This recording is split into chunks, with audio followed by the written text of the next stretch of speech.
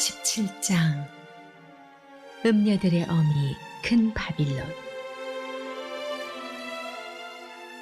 일곱 대접을 들고 있던 일곱 천사 중 하나가 와서 나를 초대하며 말했습니다. 오너라, 많은 물 위에 보좌를 두고 앉았던 그 큰 음녀, 땅의 왕들이 더불어 음행을 행한 그 음녀가 받을 심판을 내게 보여주겠다. 그녀의 음란한 욕정을 마시고 취한 땅에 사는 사람들에게 내릴 심판을 보여주겠다. 그 천사는 성령 안에서 나를 광야로 데리고 갔습니다. 나는 붉은 짐승을 타고 있는 한 여자를 보았습니다. 하나님을 모독하는 말로 가득 찬 그 짐승에는 7개의 머리와 10개 뿔이 있었습니다. 그 여자는 자주색과 붉은색 옷을 입고 있었고 금과 보석과 진주로 치장하고 있었습니다.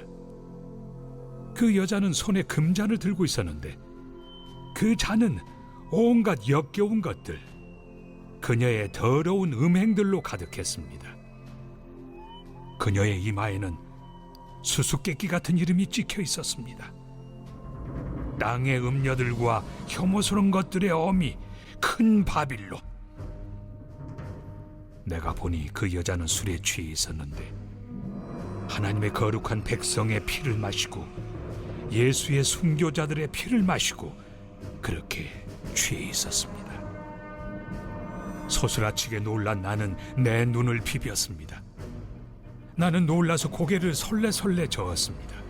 천사가 말했습니다. 놀랐느냐? 내가 그 여자와 그 여자가 타고 있는 짐승, 7머리와 10뿔을 가진 그 짐승의 수수께끼를 내게 말해주마. 내가 본 그 짐승은 전에 있었으나 지금은 없으며 장차 바닥 없는 구덩이에서 올라와 결국 지옥으로 직행할 짐승이다. 땅에 사는 사람들 중에 그 이름이 창세로부터 생명책에 기록되어 있지 않은 이들은 전에 있었으나 지금은 없으며 앞으로 올 그 짐승을 보고서 현혹될 것이다. 그러나 경계를 늦추지 마라. 머리를 써라.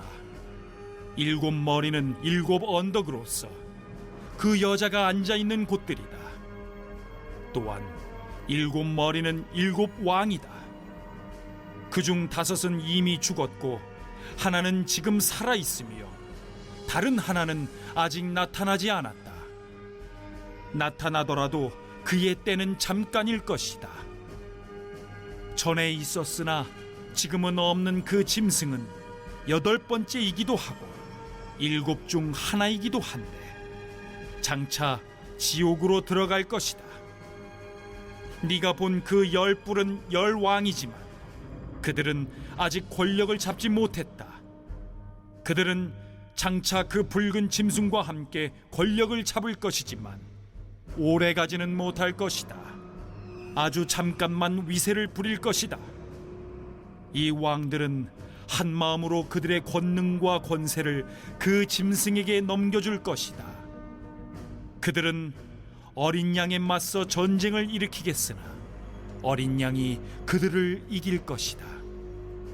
이는 그 어린 양이야말로 모든 주의 주님이시며 모든 왕의 왕이시라는 증거가 될 것이며 부름받아 뽑힌 신실한 사람들이 그분과 함께 할 것이다. 이어서 그 천사가 말했습니다. 네가 본 음녀가 보좌를 두고 앉아있는 그 물은 백성과 무리와 나라와 언어들이다. 그리고 네가 본 그 10뿔은 그 짐승과 더불어 그 음녀에게 등을 돌릴 것이다. 그들은 그녀를 증오하고 폭행하고 벌거벗겨 이빨로 갈기갈기 찢어서는 불에 태워버릴 것이다. 하나님의 말씀이 이루어질 때까지 그들의 통치권을 그 짐승에게 넘길 생각을 하게 만드신 이는 하나님이셨다. 네가 본 그 여자는 땅의 왕들을 압제하는 그 큰 도성이다.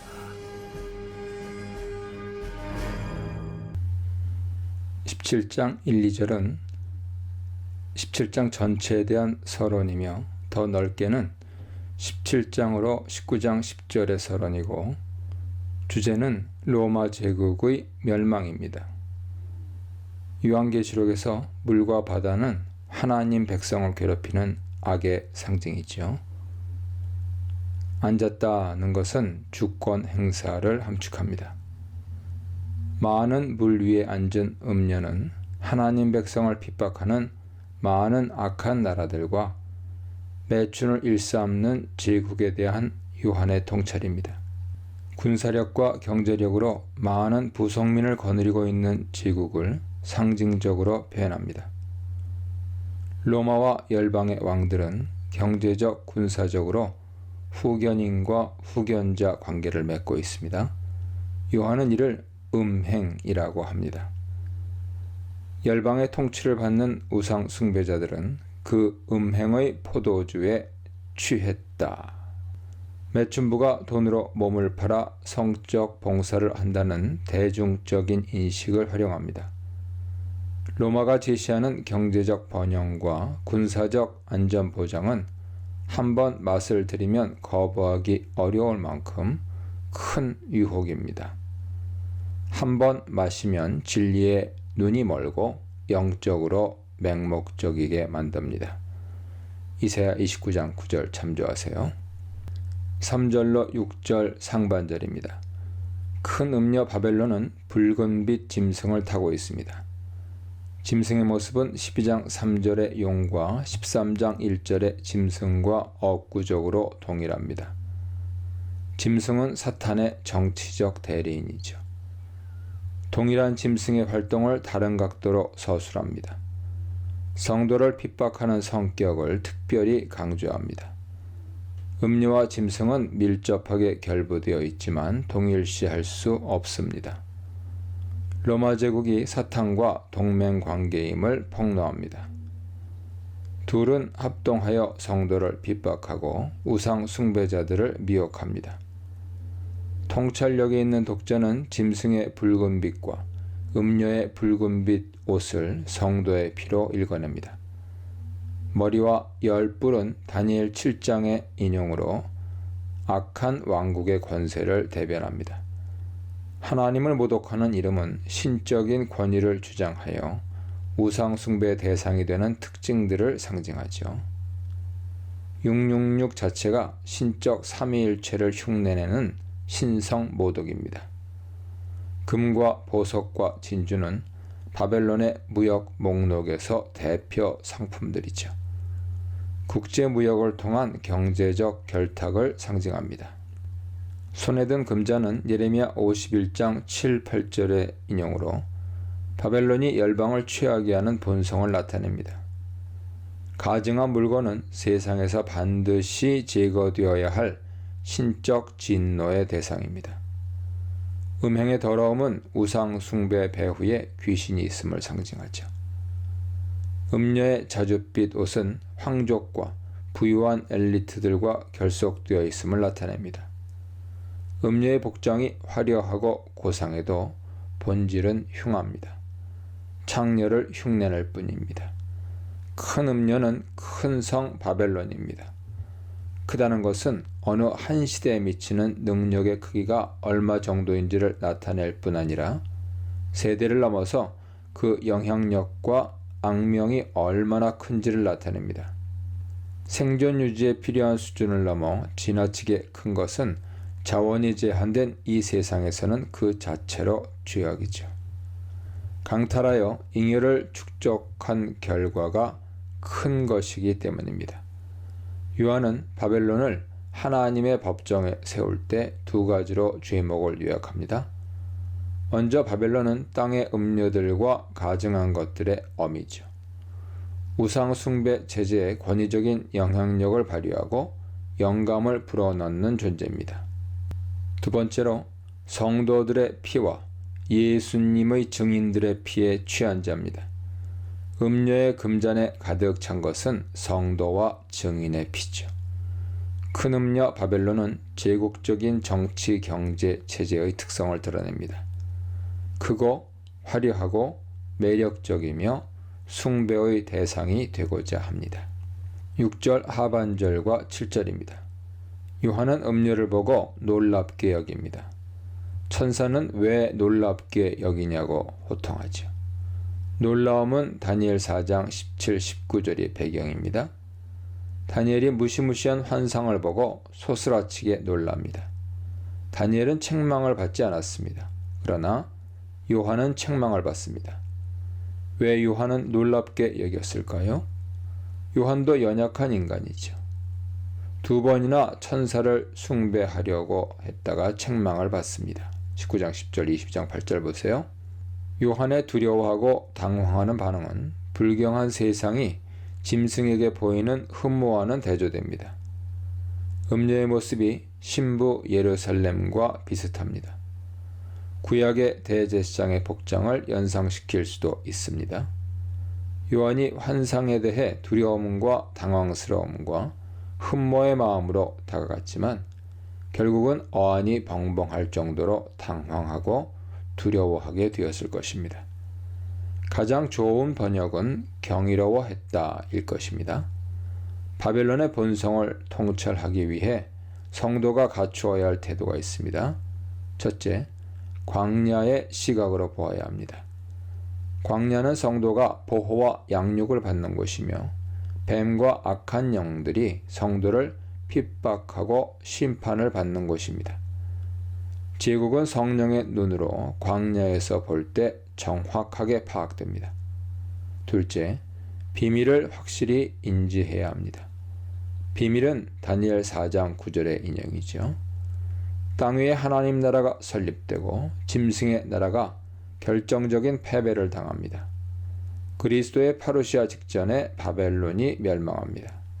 비밀은 그리스도와 그 백성의 고난을 통해서 아이러니하게 성취됩니다. 짐승의 나라는 패배하기 시작할 것입니다. 그리스도가 다시 돌아오기 이전에도 이미 내부에서 스스로 배반하고 멸망하기 시작합니다. 셋째, 지혜가 필요합니다. 지혜는 하나님 나라와 제국의 본성에 대한 분별력이며 제국에 대한 통찰력입니다. 제국과 하나님 나라를 혼동하면 제국을 숭배하게 됩니다. 정부의 정치와 경제가 하나님 나라의 가치를 구현하는지 혹은 바알의 가치를 추구하는지 제대로 인지하지 못한 채 종교적 측면에서만 보면 우상 숭배의 길로 나갈 수 있습니다. 넷째, 어린 양이 제국의 배후에 있는 사탄에게 이기셨습니다. 성도가 제국에 이길 수 있는 길을 열어 놓으셨습니다. 어린 양의 발자취를 따라가는 길이 이기는 길입니다. 다섯째, 제국의 위험과 자태에 놀라거나 두려워하거나 흠모하거나 당황하지 말아야 합니다. 8절로 18절입니다. 요한은 13장과 17장에서 네로 전설을 최대한 활용합니다. 13장 3절, 12절, 14절, 17장 8절, 11절 참조하세요. 네로는 죽지 않고 단지 사라졌을 뿐이고 다시 돌아올 것이라는 전설이죠. 13장은 네로의 치명적인 상처와 죽음으로부터의 회복을 언급합니다. 이는 그리스도의 죽음과 부활을 패러디한 것이죠. 17장은 네로의 실종과 출몰이란 주제를 강조합니다. 그리스도의 부활과 파루시아를 패러디한 것이죠. 짐승은 여호와 하나님과 비교할 때 의미심장한 차이점이 있습니다. 첫째, 지금 없습니다. 욱 에스틴. 사탄은 현재는 아무 위력이 없습니다.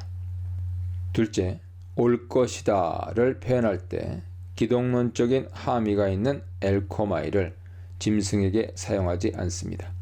대신 파레스타이로 표현합니다.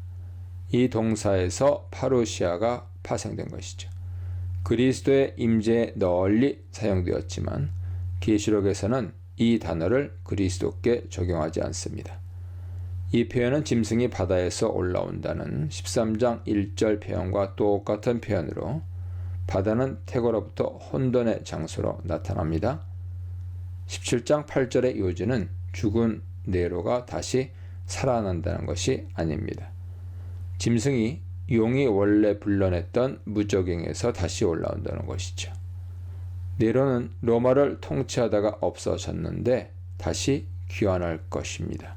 그러나 그 귀환은 통치가 아닌 멸망으로 이어질 것입니다. 짐승에 대한 요한의 설명은 창의적인 상상력일 뿐 아니라 그의 시대 로마 제국의 역사와 미래에 대한 신학적인 해석입니다. 요한은 단지 기독론적 패러디를 제국에 투사하지만은 않습니다. 로마 제국이 그리스도와 라이벌을 이룰 만큼 신적이고 메시아적인 구성 요건을 갖추고 있음을 간파합니다. 로마는 열방과 짐승에게서 혼연일치의 지지와 위임을 받지만 결국 배신당합니다. 사탄은 일정 기간 사용하고 효율성이 떨어지면, 효용 가치가 없어지면 버립니다. 동맹국의 반란과 경제와 종교 체제의 배신으로 로마는 망합니다.